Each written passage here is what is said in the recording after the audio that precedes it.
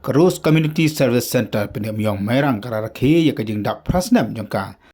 Mentang sengi ka sauterik naitung araja fulai dak pelong ya kajalang apot tirat sing memirar hall Pendiam Yong haka bawa med ba lengdo MLA ulalong Kongsan UDC jong Eastern West Khartoum District uba jikhan maplang ulalong Kongsan sembut haka bila lang soda jongka Pendiam Yong uba bisep Yong rengkat bat ke bebun kuwi pat. Kentup di kena skul kebijuan training haka ne ka center. Kene ka CSC kal ai shibun ke jing syakri yikipat ba jong ka Thain Mairang. Bat kumjuru yikipat ba jong ka Eastern West Khartoum District bat wat ya ka West Khartoum District kumju.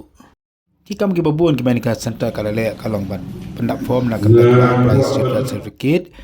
nang ta kumjuru ke basi yiki khajana bat kumjuru ke babun ki kam kentup ya ka jing ai training computer yiki kena school bat kumjuru yiki kena samla. Hari ini dengan CSC Nasional kalau we dalam jik program yang dengan nasional program yang ini atau juru yang dengan program yang ada di Pulau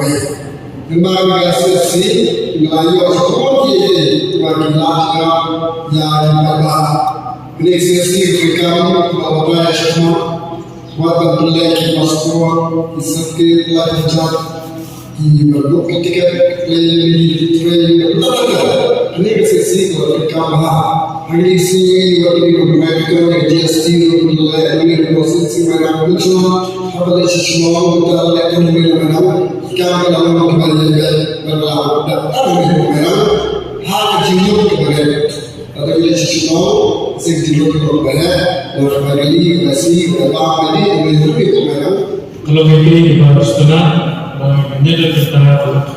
berlalu menyedot kita asli dari China kabar rakyat kita rasnan berkhususnya kita jinseng jin urus kita urus Community Service Center kalau kita dengar harus kita kerja pak sumber kita kerja di wisata bagi partai kikam lah kongres ada ada penuh KK ile ada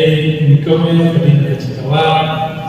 ada mindan penuh cikawan masih bagi haladi cikawan bagi le penuh marabuah ini istana insya Allah insya